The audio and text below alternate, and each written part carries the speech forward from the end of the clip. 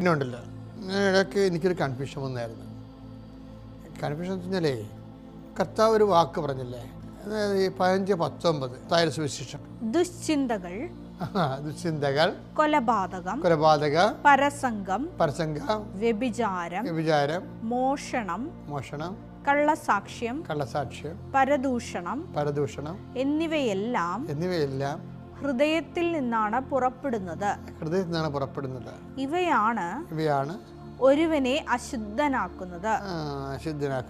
ഇപ്പം ഇതിൻ്റെ അകത്ത് എന്താ കൺഫ്യൂഷൻ എന്ന് പറഞ്ഞതേ, അതിനകത്ത് ഈ 5-ാം പ്രമാണം തൊട്ട് മോഷണം, പിന്നെ 6-ാം പ്രമാണം വിചാരം, അവൻ്റെ കള്ളസാക്ഷ്യം, കൊലപാതകം, അപ്പോൾ ഇതെല്ലാം ഹൃദയത്തിൽ നിന്ന് വരുന്ന ഈശോ പറഞ്ഞത്. അപ്പോൾ എനിക്കെന്താ കൺഫ്യൂഷൻ എന്താണെന്ന് അറിയാമോ? വേറെ 4 പ്രമാണം ഉണ്ടല്ലോ, എന്തൊക്കെയാണത്?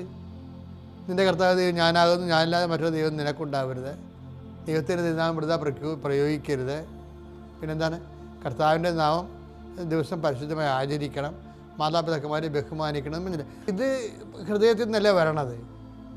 മറ്റ് മാത്രം എന്താ ഹൃദയത്തിൽ വരണമെന്ന് പറയാൻ കാര്യം? അപ്പോൾ അതിനെ അഡ്രസ്സ് ചെയ്യേണ്ട സമയത്ത് പക്ഷേ നമ്മളൊന്ന് ചിന്തിച്ചു കഴിഞ്ഞാൽ എല്ലാ പാപങ്ങളും ഹൃദയത്തിൽ നിന്നാണ് വരണത്.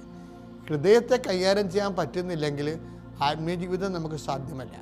അപ്പോൾ ഈശോ പറഞ്ഞ് വ്യഭിചാരം, കള്ളസാക്ഷ്യം, കൊലപാതകം ഇതെല്ലാം ഹൃദയത്തിൽ നിന്ന് വരുന്നു, അതവനെ അശുദ്ധനാക്കണം. അപ്പോൾ ഞാൻ ഈശോയോട് ചോദിച്ച്, ഈശോ നിൻ്റെ കർത്താവ് ഞാനാകുന്നു, ഞാനല്ലാതെ മറ്റൊരു നിനക്ക് ഉണ്ടാവരുമെന്ന് പറയണേ, അത് ഹൃദയത്തിൽ നിന്നല്ലേ ആ പാപം വരണത്? അപ്പോൾ കർത്താവിൻ്റെ വചനത്തിൽ അതെല്ലാം ഉണ്ട്. ശരിക്കും പറഞ്ഞാൽ അത് പാപങ്ങൾ, എല്ലാ പാപങ്ങളും ഹൃദയത്തിൽ നിന്ന്. അതാണ് ഈശോ പറഞ്ഞിട്ടുണ്ടേ, ഹൃദയത്തിൻ്റെ തികവിൽ നിന്ന് അധരങ്ങൾ സംസാരിക്കണമെന്ന്.